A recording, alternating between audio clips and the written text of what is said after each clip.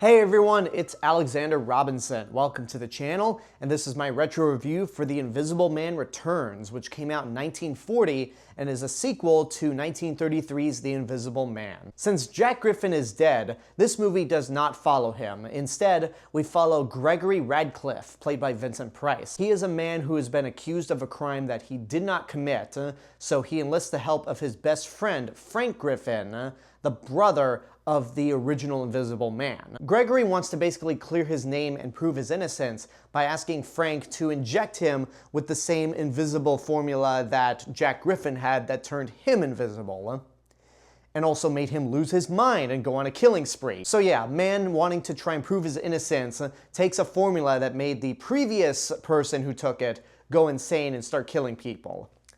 Nothing could possibly go wrong from that. Now we have come to the Invisible Man movies. I've only seen 2 of the sequels so far. I have yet to see Invisible Agent and The Invisible Man's Revenge, but I can tell you right now that there's a lot more to say about this series than there is with the Karras Mummy movies. And this movie actually has a very misleading title for anyone who's not familiar with The Invisible Man, because, like I said, Jack Griffin is dead. He does not come back in any of the other sequels.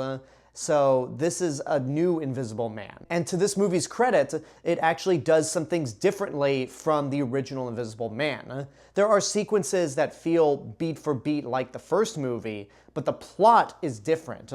Instead of a mad scientist trying to, at first, cure his invisibility, but then uses it to try and dominate the world, this is a man that's trying to prove his innocence, and he grows very desperate to do so. Vincent Price does a good job playing this film's Invisible Man, and it's a very different performance than Jack Griffin. Obviously, there are different characters and different circumstances, so if you're coming into this movie expecting him to be over-the-top Vincent Price with the voice, you're not really going to get that for a majority of this movie. You get hints of that when Gregory starts to go insane, but overall, Vincent Price's performance is very subdued.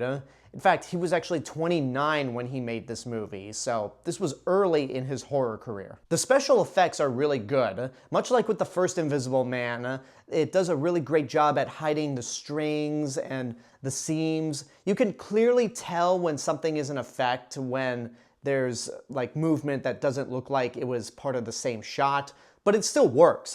This movie actually got nominated for Best Special Effects at the Academy Awards, where the first movie did not, because that category didn't exist in 1933. I don't remember if I said Phantom of the Opera was the only Universal monster movie to be nominated, but it was certainly the only one to win, whereas this movie, along with the next Invisible movie, were nominated for Oscars in their special effects. It's also got some of the sadistic dark humor that the first movie was well known for. There are some funny moments throughout this movie. Some of them are just straight up black comedy, and others are more lighthearted comedic moments. Honestly, the only major issue I have with the movie is how it addresses the first Invisible Man. There's a brief moment where we get a recap of the last movie, and there's a file that shows Claude Rains' face as Jack Griffin, but for some reason they refer to that character as John Griffin, which doesn't make a whole lot of sense. Actually, no, that would imply that it makes a little bit of sense. It makes no sense at all that this is a sequel to The Invisible Man,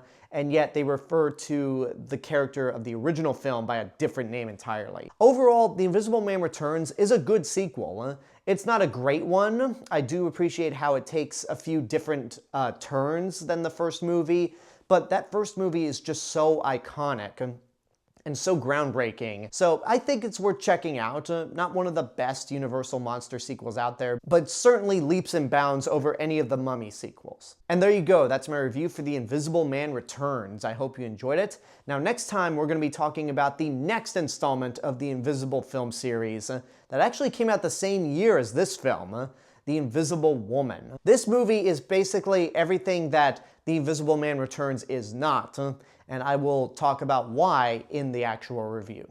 So thank you guys so much for watching this review, and I want to give a special thank you to my subscribers and YouTube members right over here.